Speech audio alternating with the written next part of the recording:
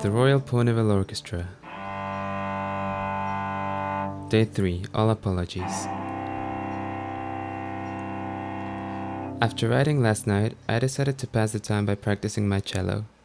Normally, I would try to get some sleep after such an eventful day, but Vinyl's workroom lacked a bed and was far too unkempt for me to even consider the idea of sleeping in it until I was at the point of passing out.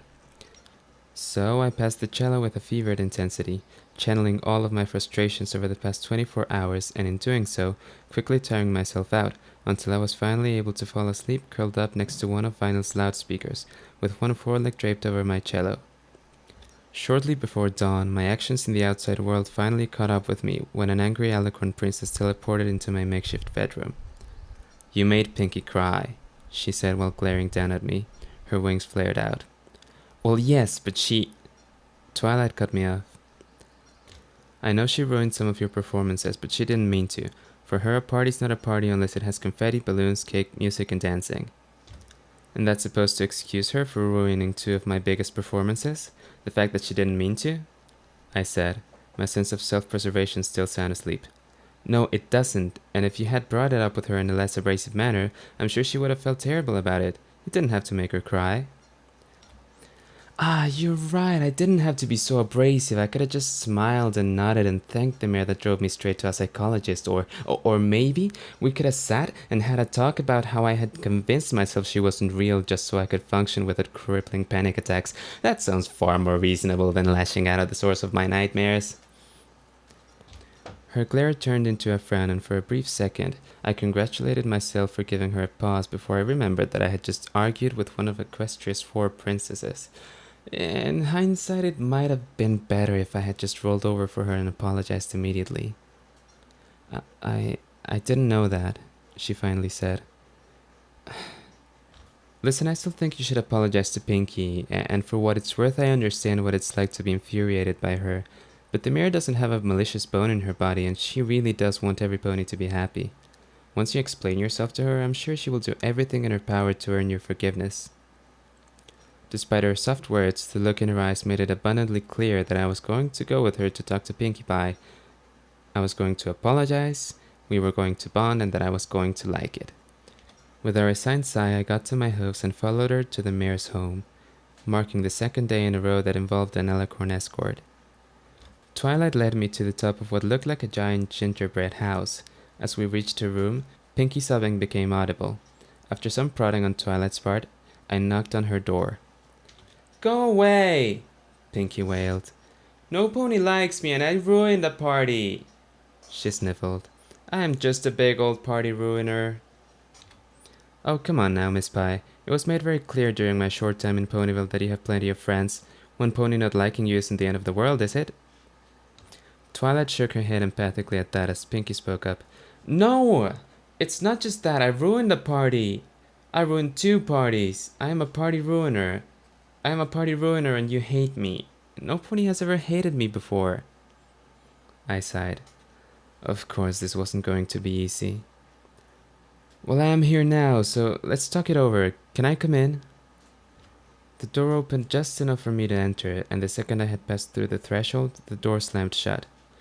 "So are you here to yell at me some more?" she asked, her cheeks stained with tears and her eyes puffy. "No," I said, trying to sound as sincere as possible. "I came here to apologize for how rude I was to you yesterday. You went through all of that effort and I was extremely ungrateful. It wasn't my proudest moment." The pony broke down sobbing at that. "But you're right. I ruined the Grand Galloping Gala. I was invited to the mother of all parties and then I went and wrecked it. And if I can throw a party, then what am I good for?" And now she's flying off into hysterics, I thought with a sigh. I am beginning to suspect this pony has only 2 moods, euphoric and despondent. "Yes, you're right, you did ruin the Grand Galloping Gala." I heard Twilight coughing from the other side of the door, reminding me that if I messed up this apology, I would have to deal with her. How reassuring. "But that doesn't mean you're bad at throwing parties, and it certainly doesn't make you a bad pony. It just means that some ponies have different tastes. And you just have to accept that ponies have different ideas of what is fun. For instance, nothing makes me happier than sipping a fine tea in the morning while listening to classical music. Or if I'm feeling more adventurous, performing for a large crowd of ponies. And for you, I'm sure that sounds like an anathema. Pinky had stopped crying at this point, and had moved on to looking up at me while poking the ground with her hoof. If you want to avoid ruining another party that is thrown in, let's call it the Canterlot fashion, I would be more than happy to teach you the finer points, on the condition that you accept my apology, of course. I smiled at her, and much to my surprise it reached my eyes. It seems I was being sincere. Okay, Pinky said. But can you ever forgive me for ruining your entire career and getting you kicked out of Canterlot? She said, her usual upbeat inflection beginning to return to her voice. Truth to be told, I said, moving to sit next to her, I might have overstated your role in my exile. While it is true that your little outburst didn't help my career, I didn't work hard to endear myself with my coworkers or employers and instead focused on my cello. Perhaps if I hadn't isolated myself in Canterlot, I might not have been given the honor of forming the Royal Ponyville Orchestra. So you accept my apology? She said, getting back up on her hooves. I nodded my head in the affirmative. So can we be friends then? Sure, I didn't have any friends in Canterlot, and I certainly don't have any friends in Ponyville at the moment, so feel free to consider yourself my one, only, and best friend. At the mention of the words best friend, Pinky perked back up and her hair reinflated itself. Yay! We are best friends! I knew we would be best friends, Tavy. And do you know how I know? Because every pony is your best friend, I thought. Because every pony is my best friend, she said, wrapping her forehead around my torso and squeezing me so hard I feared for a second that my eyes might pop out. Oh, you don't mind if I call you Tavy, do you? No, I said, struggling for breath. That's fine. Great, she said, letting me go to bounce up and down excitedly. And now that we are best friends, I can get to planning the Tavy and Pinky are best friends / welcome to Ponyville party / sorry for ruining the gala party. But don't worry, it'll be quieter and classier. It'll be so classy it will make the Grand Galloping Gala look like one of my parties. Ooh, I bet I can convince Rarity to give the guests some fancy dresses. And the cakes can make hors d'oeuvre. Wait, do cupcakes count as hors d'oeuvre? Of course they do. It wouldn't be a party without cupcakes. As she spoke, she bounced out of her bedroom. What fresh hell had I unleashed on an unsuspecting Equestria? Twilight stopped me as I exited the apartment. You did well. I mean, I thought you would probably be able to help Pinky calm down, but I didn't think you could get her back to her bouncy self so quickly. So, I said, glancing at the princess nervously, you aren't going to banish me to wherever it is you would banish me to? Twilight blinked in confusion. What? Why would I banish you? I wanted to hear what you learned about all this. Now it was my turn to be confused as I stared at the pony in front of me. You just want to hear about what I learned? Twilight nodded. Uh-huh. I used to send friendship reports to Princess Celestia all the time, and now I think I'm supposed to help every pony else learn about the magic of friendship. So, did you learn? Well, let's see. I suppose I learned that I shouldn't judge a pony before I get a chance to talk to them. And? She said, staring at me expectantly. And even if I feel that a pony wronged me, I should give them a chance to explain their side of the story. You just rephrased the first point. She frowned and continued to stare at me. And I shouldn't lose my temper so quickly, I suppose. Well, that's not perfect, Twilight said as we started heading back down to the ground level of the bakery. But it is a good start, and I am sure that if you keep at it, you will learn as much about the magic of friendship as I did. Not to say that I have learned everything there is to know about friendship, of course, I am still making new discoveries every day. For instance, today I learned that even if a pony comes across as rude and obnoxious on your first meeting, there might still be a good pony inside of them. I am the rude and obnoxious pony, aren't I? Twilight nodded. Yes, but I saw today that you are also a good pony. You just don't know how to express it yet. She smiled. And believe me, I've seen worse things get rehabilitated. Now you should probably get back to Vinyl's place. I will work on convincing the town's ponies to give you another chance, she said before heading off down another street, leaving me to navigate the streets on my own. The sun moved high in the air as I wandered back to my new house.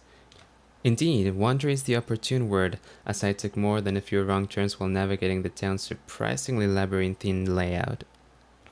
Ponies woke up and went about their morning routine, and quite a few shot me rather unpleasant looks. As I approached my house, I saw a mare I recognized as Lyra Heartstrings, a mint green unicorn sitting on a bench playing her harp. Why did I ever think she was a lyre player? She waved a hoof at me as I approached. Hey, you must be the new neighbor I hear all about. Sorry I couldn't make it to the party. Bunbun and I had planned out our date night and well... She blushed during the pause. I really couldn't cancel on that. I nodded, secretly pleased that at least one person in the town didn't hate me. It is quite fine. I am sure you will hear about how I made another fool of myself from some pony else. She looked me over as I climbed up onto the bench next to her. Care to tell me about it? Lyra was sitting on the bench in an odd fashion, with her plod resting on the bench and her back legs dangling off the seat, while her back rested against the seat back. Also, I do not understand why Ponyville has benches. Most parks in Canada just have clean slabs of granite with cushions on top. Not particularly, I said as I moved to sit next to her, doing my best to get comfortable on it. I got upset, made Pinkie Pie cry, and earned the enmity of every pony in Ponyville. As parties go, I've been to worse, but not many. Lyra laughed while playing her harp. Good thing it happened in Ponyville then. As long as you try to make amends, most ponies will end up forgiving you. Or, at the very least, not running you out of town. And I'm sure if you apologize to Pinkie, she will try to throw you an "I'm sorry your first party failed" party. Either Lyra had some form of prescience, or Pinkie was incredibly predictable in her own utterly unfathomable way. I'm guessing the latter. Thanks, I said, listening to her playing the harp. It is a lovely morning. Yes, indeed, Lyra said. It is a wonderful morning for ponies to go outside and praise Celestia. I arched an eyebrow. What? Oh, it's just a little bit of a running joke for me. Today is Sunday, the day reserved for worshipping the sun. It's an ancient tradition back before the goddesses made themselves material, although references to sun worship are found in most cultures. Even human myths reference them worshipping a sun god, Lyra said. If I was smart, I would have just smiled politely and nodded, but for some unfortunate reason, I felt compelled to ask her what prompted her mention of ancient mythological creatures. I'm no scholar, but wouldn't ponies just transfer their own ideas when creating myths about humans? I asked, thinking I was just making polite conversation. For a second, there was silence. Time itself slowed down as Lyra prepared her lecture. I could see the wheels turning in the back of her head, points flowing into points. Well, a lot of people, ponies, don't believe in humans and think they are a folktale, but I've spent the last 4 years studying anthropology, that is, the study of humans, as opposed to equinology, which is, of course, the study of ponies. It's actually really interesting, it's all evidence. I would like to make a quick note on how these journal entries are written, if anyone out there ever happens to read this, which is unlikely. In my writing, I always strive to reflect reality as accurately as possible. While I'm sure there are plenty of things that I omitted, if something makes an impression upon me, or if I spend some time dealing with someone, then I will do my best to record that interaction as I recall it. Of course, there are some deviations, conversations are cleaned up, events are condensed, and miscellaneous or unimportant details are excised, although I suppose the first two imply the third. I bring this up now because I spent the next 3 hours listening to Lyra describe every facet of human civilization. For my own sanity, I will not recount every detail of that conversation, and will instead work on recording her main points and things that interested me. Based off of Lyra's description, humans are, or were, there is some controversy among anthropologists about whether or not humans still exist. Naked monkeys that could stand up on their hind legs. Much like ponies, humans mastered the spoken and written word, and much like ponies, they managed to spread to every corner of the globe. Miss Heartstrings spoke for some time about the similarities between humans and ponies, drawing attention to their tool use and ability to communicate. However, unlike ponies, they did not seek a natural equilibrium with nature, and instead sought to conquer it. She theorized that this difference was caused by the absence of proper deities, like Celestia and Luna in their society. On the other hand, This constant expansionism also allowed them to accomplish great feats, like building a ship and piloting it to the moon, and creating massive cities of glass and steel, and even splitting the basic building blocks of the universe to power their world. Now, I bet you're wondering how humans managed to conquer the world without magic, Lyra continued several hours later. Well, they were expert tool users, and they invented machines to do the jobs they couldn't do or fill in a role for them. They needed to cut food, so they made knives. They needed to move faster, so they made the wheel and tamed the horse. Lyra described these creatures as primitive ponies that lacked our intellectual abilities. They needed to keep warm, so they made clothes and built fires. Humans invented farms and houses and tools and made great works of art and music. In fact, I think many of the musical instruments we have today were originally designed by humans. Our harp doesn't make sense unless you have hands to play it with, and hooves are very poor substitutes. There are plenty of items in Equestria that wouldn't make sense if they were designed by ponies, but the most interesting thing is that we have thimbles. Thimbles! They don't make any sense unless you have thumbs. In fact, I wrote an entire paper about the significance of thimbles in anthropological studies. It was rejected. Yes, humans are the only explanation for the fact that a majority of equestrian tolls are unusable to earth ponies and pegasi. It certainly couldn't be that unicorns designed their tolls to be unusable by the other races so they could secure their dominance at the top of society. Not that I'm bitter about ponies assuming I was a lesser musician than my unicorn counterparts because I couldn't manipulate objects as finely as they could. That would be silly. So then, Lyra went on, and on, and on. If we are surrounded by human tolls, then where are the humans at? Well, many professors have spent a great deal of time thinking on that question, and they've come up with a variety of different answers, some crazier than others. I think the craziest one I heard was espoused by Professor Cassie Truth, who argues that all of Equestria is just a dream created by humans and the prevalence of human creations in our society is just a footprint they left behind. She even says that some ponies believe in humans because humans find it amusing to have some of us know the truth. Of course, I think that's completely crazy. You have a better idea? I asked, checking to make sure I hadn't lost the ability to speak over the last several hours. Lyra nodded. I think there are aliens who visited ancient pony societies and gave our ancestors incredible knowledge. That explains why we use their tools without resorting to any crazy theories like our entire world was created by them for their own amusement. Because aliens are a far saner solution. You see, I think humans mastered space travel and eventually discovered our world. They observed us for years, studying our primitive pony societies, and during a time of great crisis, they gave us aid, allowing us to survive and eventually prosper. Every pony alive today owes a debt to those ancient human astronauts. Before she could continue, a cream-coated pony with a blue and pink mane came out of the house behind us and approached Lyra. "Good morning, Lyra. Have you been up for too long?" she said, taking a seat next to her mare friend. "Oh, a little bit. Sorry for not waking you. I got up at 9, thought I would play outside for a little bit. And while I was playing my harp, I ran into our new neighbor." She pointed a hoof at me. We got to talking, and I might have lost track of time. The new pony looked sympathetically in my direction. "She didn't bore you talking about humans, did she?" she asked as she kissed Lyra on the cheek. I love Lyra, but she occasionally gets carried away talking about humans and forgets that not every pony shares her interest.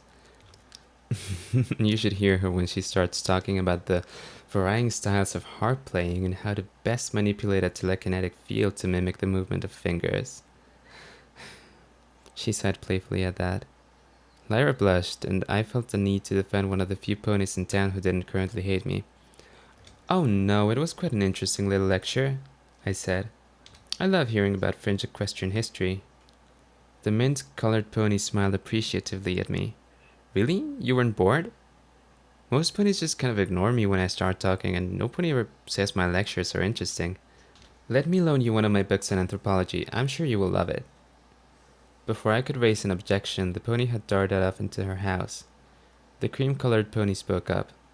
"So, did you really enjoy the lecture, or were you just trying to be polite?" "I enjoyed parts of it," I said, "but mostly it was just being polite." "What parts did you enjoy?" she asked. "I enjoyed the fact that humans were able to conquer the world without using magic." They managed to thrive because of their ingenuity. It was true, I did enjoy that part. A shame that humans never existed. Bonbon shrugged. Alright. I'm just glad Lara found someone else to talk with about humans besides me. She moved her voice to a whisper.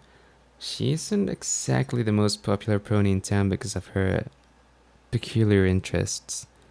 Anyways, her voice went back to normal. My name is Bonbon. I smiled. A pleasure to meet you, miss. I am Octavia Melody, but most ponies call me Octavia. Bonbon smiled as Lyra came back out of her house with 5 books floating beside her. Well, Octavia, I'm sure we will be seeing each other in the future. I nodded my head as I struggled to secure the books Lyra had given me, cursing myself for not bringing my saddleback with me before Princess Sparkle marched me out of my house at the crack of dawn. But then I couldn't have expected some pony was going to loan me a small library of books and equestrian legends before I managed to make it back to the house. A minute later, I was back in my new home, and had dumped the books and anthropology on the table. Not out of any desire to be rude, of course, but using one hoof to keep them secure on my back was incredibly challenging, and I didn't particularly feel like hopping up the stairs with them. I then proceeded to brew a cup of coffee and sat staring at it for an hour while trying to process my morning before eventually concluding that Ponyville was much stranger than I had initially suspected. Somehow. As I finished drinking my coffee and mulled over the day's events, I heard hoofsteps coming from upstairs. Seconds later, Vinyl descended the steps while rubbing sleep from her eyes. Oh hey, how long have you been up? She asked as she moved towards the coffee maker. 7 hours, I mumbled, pushing the empty cup of coffee away from me. Whoa, didn't think you would get up so early considering that you slept in my DJ room. You know, your bedroom was just across from that room, right? I nodded. I did, but I really didn't want to show my face outside last night after I lost my temper. Yeah, a lot of ponies were pretty upset last night, she said. But they will forgive you in time, at least most of them will. What have you been up to today? Oh, the usual. Started my morning off with an angry alicorn yelling at me, was forced to make peace with Pinkie Pie, and then I had the only other musician in town talk to me about humans for a couple of hours. Vinyl just glared at me as I realized my mistake. I had the only other classically trained musician in town talk to me about humans for a couple of hours, I said. See, Vinyl said, that is why I'm not mad at you. You aren't intentionally malicious, you're just an utter moron with almost zero social graces, and I'm gonna guess you have a very long history of shoving your hoof in your mouth. Great, Vinyl didn't hate me, she just pitied me. Much better. I resent being called an utter I started to say before Vinyl cut me off. Don't get the wrong idea, I'm sure you are smart when it comes to book and learning and stuff, but when it comes to people, you're just as dumb as Twilight was. Wait, Twilight? I said, confused. Do you mean Princess Sparkle? Yeah, I guess, Vinyl said as she moved over to the table, cup of coffee floating by her side. But back when she first came here, she was just Twilight, and she still doesn't like ponies bringing up her whole princessness. She just wants us to think of her as Ponyville's librarian. Anyways, when she first moved here, she was pretty bad with ponies and actually went to sleep in the middle of her own welcome party. Twilight has gotten a whole lot better about dealing with ponies and friendship and stuff since then. So what are you trying to say? I asked, unsure of where this conversation was heading. Oh, right, Vinyl said, putting down her cup of coffee. What I'm trying to say is that if you were actually a bad pony, I would be kind of mad, but you're just a bit uneducated when it comes to interacting with ponies. Seems to be a trend with you Canterlot mares. And what do you mean by that? I asked, shooting Vinyl a glare. Well, she said, most of the mares from Canterlot seem not to have the best social skills. I mean, there's you, Twilight, Lyra when I first met her, and like half the ponies at Celestia's Academy for Gifted Unicorns. Wait, I said, suddenly unconcerned with Vinyl's insinuations. What were you doing at Celestia's Academy for Gifted Unicorns? Oh, I went there for 4 years in a music scholarship. That is when I first met Lyra, actually. I frowned. Of course, my DJ roommate went to the most prestigious academy in Equestria while I was being denied on the grounds of not being a unicorn. Hooray! Vinyl continued. Actually, Lyra and I were roommates during the first year at the academy. Then, junior year, she didn't have any plans for Hearthwarming Eve, so I invited her to come with me to Ponyville. Then she met Bonbon, and a few weeks later, the two of them were dating. And once we had graduated, we moved back to Ponyville. The town kind of grows on you. Vinyl grinned sheepishly at that. And most ponies that come here find something to keep them here. Lyra found Bonbon, Twilight found her friends, and I was raised here.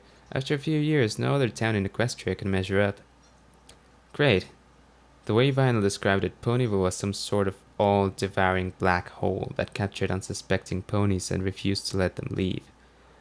I would have to finish my job quickly before the town managed to get its hooks on me.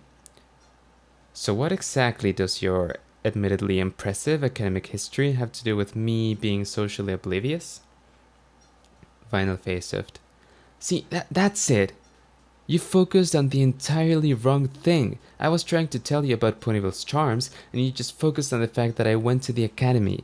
It's like ponies from Camelot have some problem in interacting with other ponies. I continued to glare at Vinyl as she took another sip of her coffee.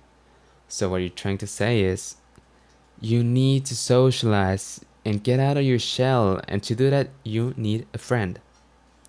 Fantastic! I had picked up 2 friends in one day. One was an insane party pony, and the other one was my friend because she pitied me. For some reason, I don't think the basis for a healthy friendship consists of a manic desire to be friends with every pony and pity. So you just want to be my friend because you pity me? Vinyl laughed at that. No! I want to be your friend because when you're not super mad or putting your hoof in your mouth, you're a pretty decent pony, and I think a friend might help that decent mare get out more. That and you have a nice plot. Wait, what? I said, feeling my cheeks redden at the unicorn's sudden remark. I said you're a decent pony who needs a friend. No need to blush over it. No, not that part, I said. I meant the part you said after that. Something about me having a nice plot. Oh, that. I said you have a nice plot. It probably has something to do with all that time you spent standing on your rear legs while playing the cello. I mean, if I had to guess. I felt more and more blood rushing to my face, and an almost overwhelming urge to hide under the table that was hindered only by the knowledge that doing so would show off my flank, which was, apparently, so very well developed. Wow, you are really blushing, Vinyl said.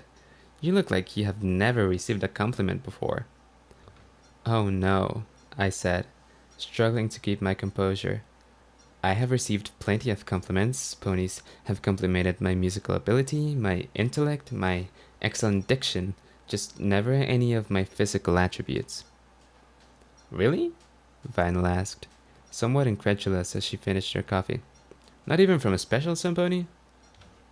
No, I said. But I've never had a special sun pony. The closest I came to it was an intimate conversation shortly after the gala, and that... I shook my head. It wouldn't have worked out. So, no special sun ponies then? Vinyl said while levitating the coffee cups to the sink. Yeah, I guess I could see that. Probably too busy practicing. I mean, if you never really had any friends, then a special pony's just right out. Vinyl's uncannily accurate analysis of my romantic life was making sure my blush wouldn't dissipate anytime soon, and I felt myself sinking under the table. Still, I don't see how my lack of a special sun pony would be that much of an issue. There would be more important things to do, and I wouldn't become the best cellist in Equestria by spending time developing a relationship. Anyways, that's how I see things. You need a friend and someone to show you the ropes, and I have a lot of free time. I will see if Lara and Bonbon are interested in going to Barry's bar later tonight. Vinyl said decisively as she trotted out of the house, presumably to find Lyra and her mare friend. I pouted, fetched my cello, and went to my room. My proper room this time, as opposed to Vinyl's DJ-torium.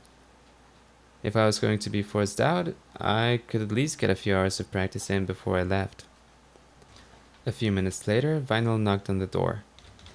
Hey Octavia! We're going to be headed out around 7:30, so be ready to go by then. Alright, I said, before going back to my practice. The next several hours passed all too quickly, and I soon found myself having to get ready for our trip to the bar.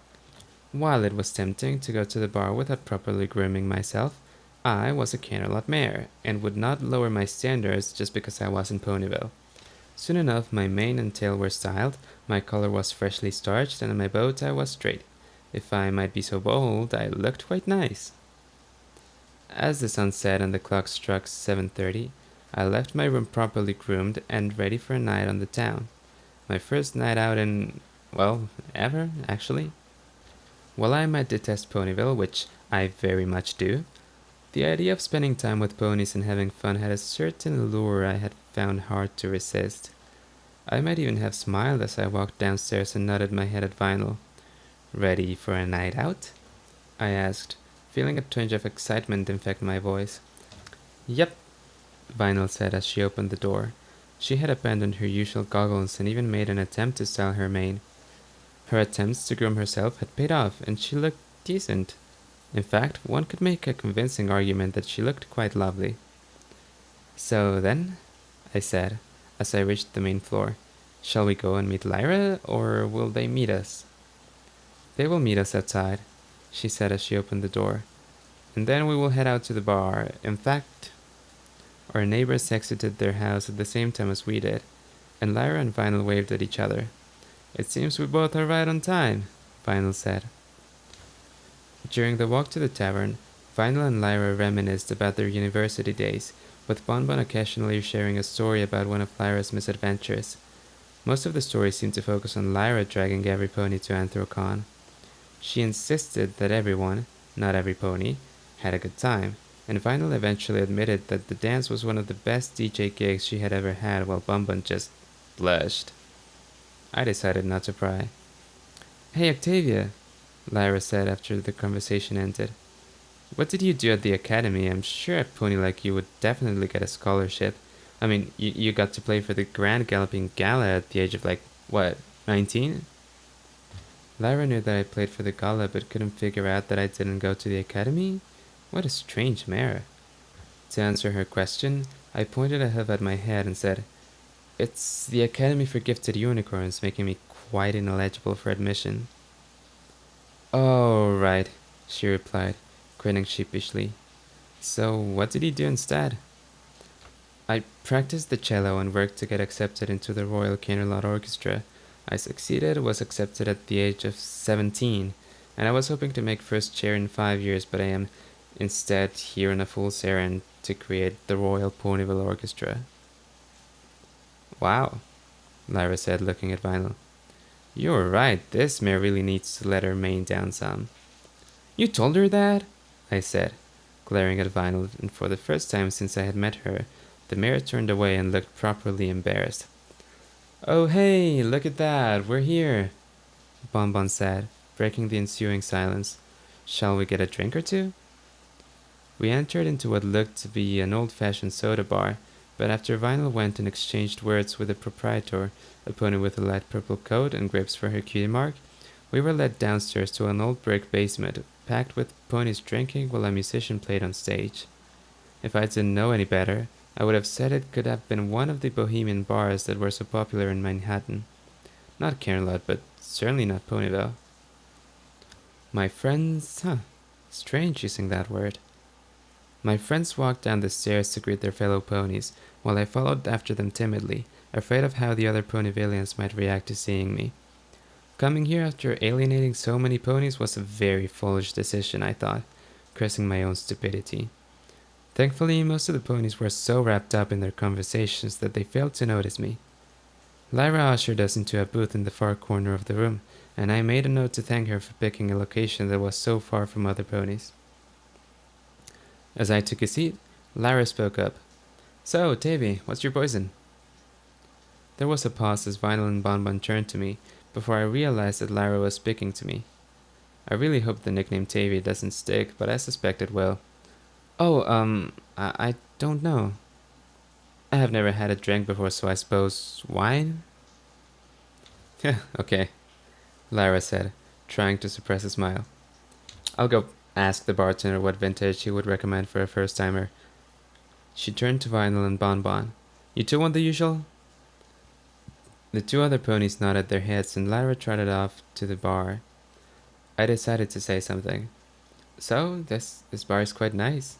I didn't suspect Ponyville to have something so cultured.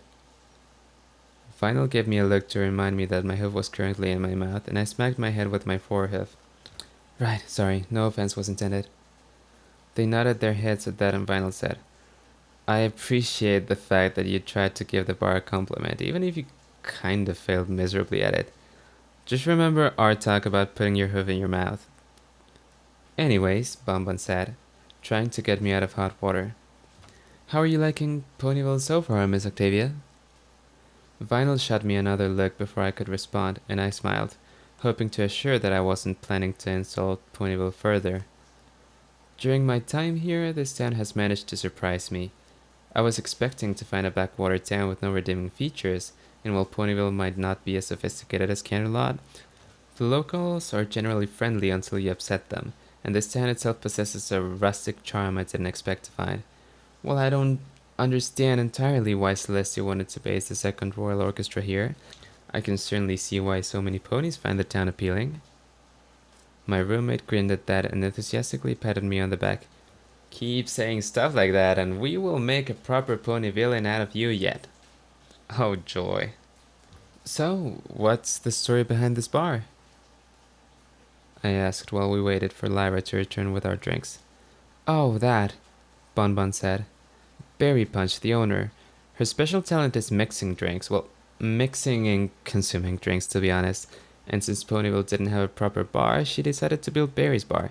It serves as a regular soda shop during the day, but at night ponies can come downstairs for an evening of wine and merriment.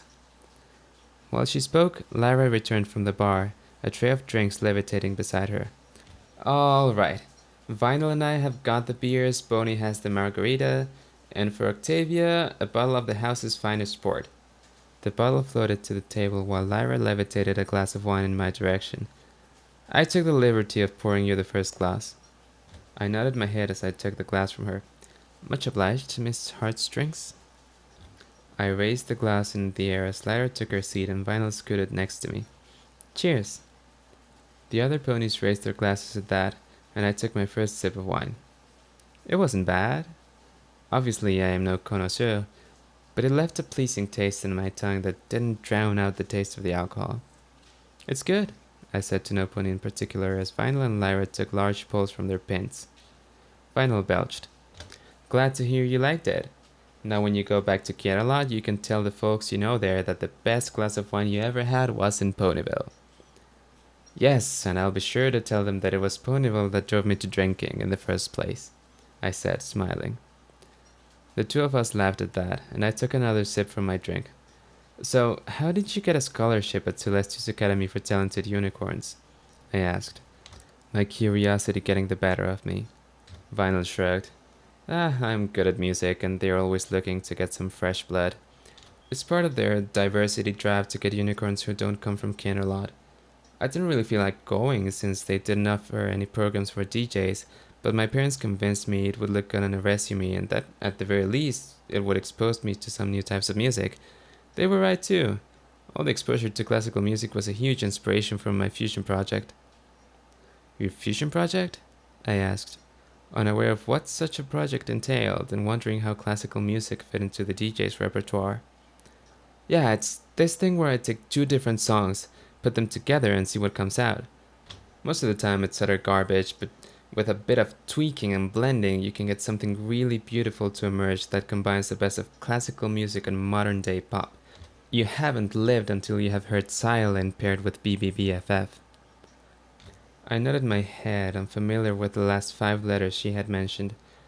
Well, I would certainly love to hear some of the fusions you have created. It sounds interesting, at least. Vinyl laughed. Sure thing, she said. Keep up the sweet talk and I will show you where the magic happens. I blinked as my roommate poured herself another glass of beer. Sweet talk? I was just expressing interest in your project. It's a joke, Davey. I thought it kinda sounded like... you know what, never mind. Whatever you say, Miss Scratch, I said as I followed her lead and poured myself another glass of wine. So, she said, where did you go to school at? I didn't. The only academy around is Celestia, so if you aren't a unicorn, The odds of getting a higher education are decidedly slim. I had to teach myself how to play the cello properly. Really? Vinyl said, fascinated. But I heard you playing this afternoon and you sounded really good. I mean, you sounded better than a lot of the cellists at the academy. Thank you, I said, smiling at her compliment. You are far too kind and a terrible liar. I know I wasn't in top form this afternoon, and there is no need for you to flatter me. But I'm not lying, you sounded good. No, you sounded great. And besides, Davy, you know I'm not the type to spare your feelings. She had a point, I thought as I recalled some of our earlier conversations. Still, her sincerity didn't change the fact that my work this afternoon was subpar. Again, I thank you for your compliments, and I am sorry for accusing you of dishonesty, but my work today simply did not measure up. As I spoke, a familiar lavender alicorn walked down the stairs with a white unicorn following behind her.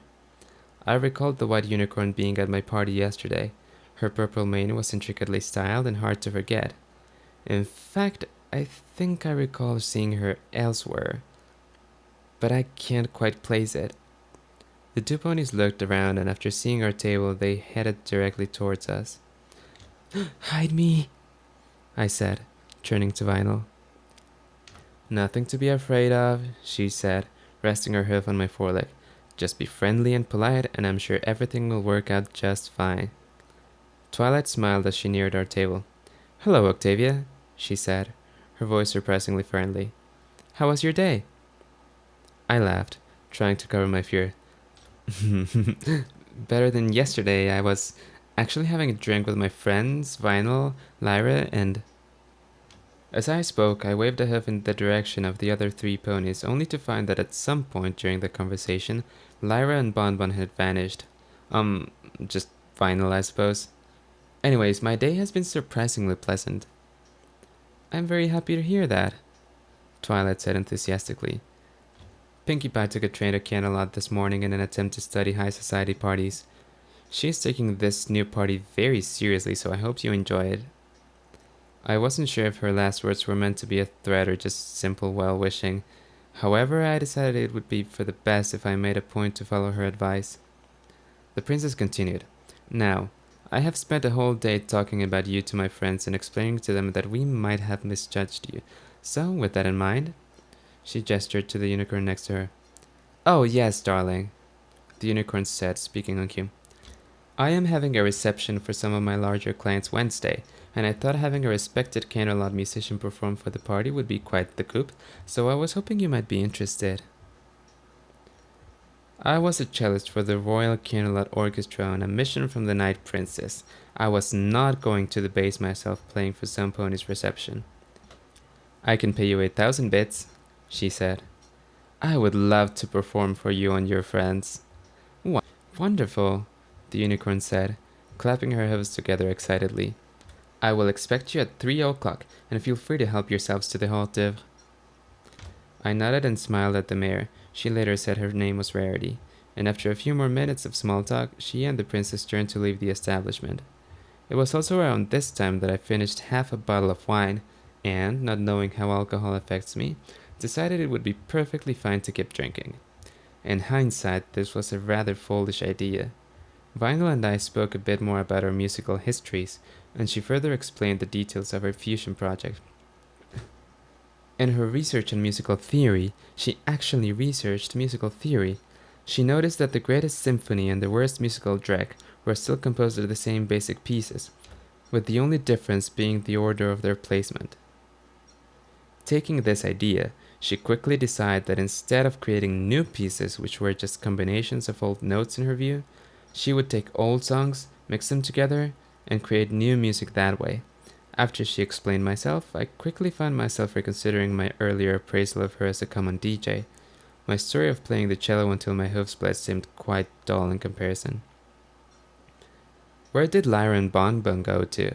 I asked, finally growing concerned about the two ponies' disappearances.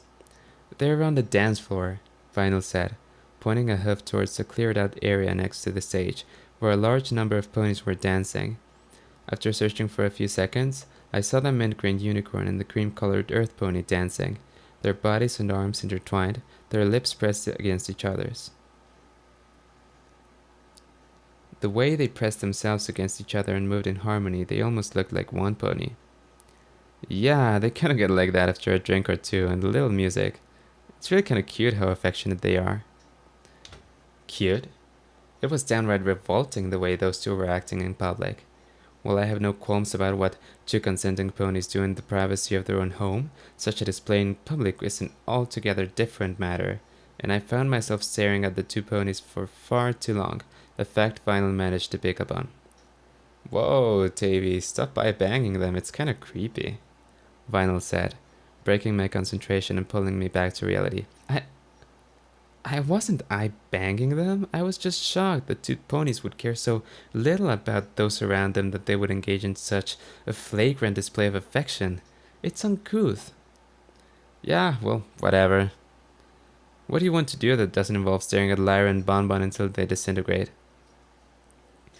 Perhaps it was the 3/4 of a bottle of wine I had finished off, or the surprisingly infectious jazz melody coming from the stage, or some combination of the two. But my response was quite impulsive and more than a little foolish. Let's dance, I said, bolting up and pulling Vinyl to the dance floor, alongside our two roommates, who were still acting inappropriately. While our dance lacked the sophistication and elegance of a candlelit waltz, it was fun. Our bodies moved with the music, and after a few minutes, the two of us had developed a surprising synchronicity as we improvised our way through the song. Nothing was rehearsed or choreographed, and we just reacted, letting the music take us where it wished. It was actually quite wonderful. When the music stopped, I looked around to see most of the ponies had stopped dancing, and were instead staring at Vinyl and I. If I had been in my right mind, I would have grinned sheepishly and backed away, apologizing for upstaging every pony. However, I was pleasantly intoxicated, and if these ponies wanted to see a show, then by Celestia, I would give it to them. But first, I'd need a cello. As if on cue, a familiar pink pony popped out of somewhere with my cello case and hoof. Here you go, she said cheerfully. But what? I thought you were in Canterlot, I said, my mind trying to process how this pony could be in two places simultaneously. Silly Tavy. Whenever a party needs helping, Pinkie Pie will be there to keep it rolling, and I could tell this party needed your cello. With that, she vanished into the same place that spawned her. The physics-defying pony had momentarily shattered my confidence, but I had my cello with me, and it would be a shame if I didn't put on a performance after Pinkie Pie broke several physics law to help me play. Fillies and gentle colts? I said, taking center stage. I give you the classic Canterlot Cello Sonata number 3. I could see my crowd sigh at the announcement, and I smiled, with a twist. Now, the original piece had a slow melodious start, reminiscent of a broken spring, and gradually built itself until the piece became an all-encompassing wave. This is an embarrassing confession, but I have always had a problem describing the way music sounded to the untrained ear. However, while the original work is certainly a masterpiece, I doubted my crowd would appreciate such a slow pace, and so I modified it. The slow string work that started the piece off transformed into a fast frenetic sawing, more evocative of a life or death chase than a babbling brook, causing the resulting piece to be more or less classical baroque and more modern jazz. I hit the notes I needed to hit, and used one of the greatest cello solos in Equestria as the basis for a free-form jazz piece. I felt dirty. The crowd loved it.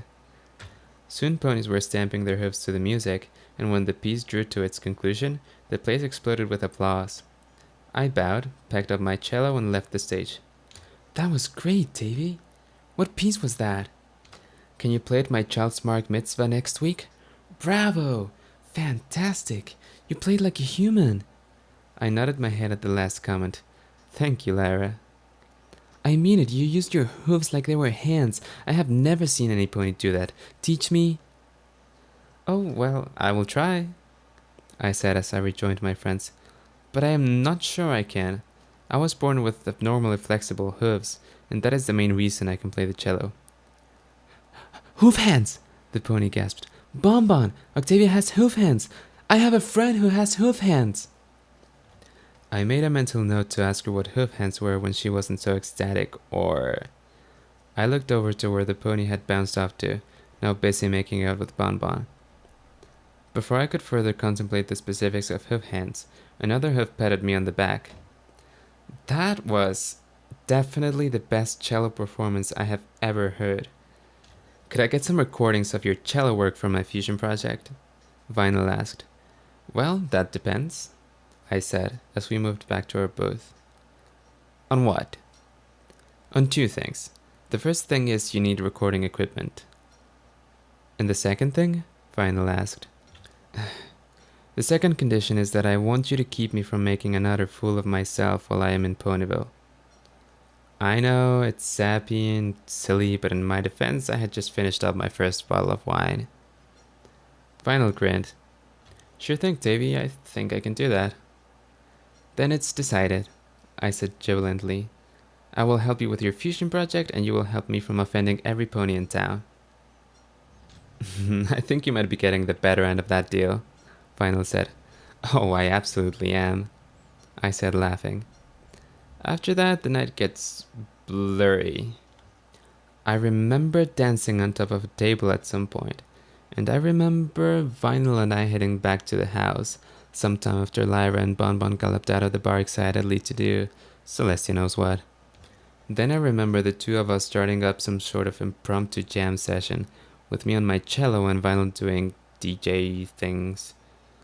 I don't know how exactly she gets it to make sounds, I just know she gets it to make a noise of some sort. As the night turned into morning, I got increasingly intoxicated, and the last thing I remember before tumbling into unconsciousness were my lips pressing against Vinyl's. Shit.